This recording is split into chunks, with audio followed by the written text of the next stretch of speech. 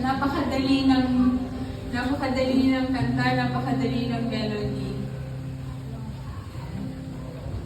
Wala daw kung sa guitar. Iko? Explain ko lang, this is a lullaby. Isa siyang uyayi. Kagaya na yung explain ko kagabi kay Maya. Binaliktad ko yung sitwasyon. At usually, pag uyayi or lullaby, sino pinapatulog natin? Mga bata, di ba? Pero dito sa bayi, gusto kong ihele o ipag-uyayi ay ang mga kababaihan naman.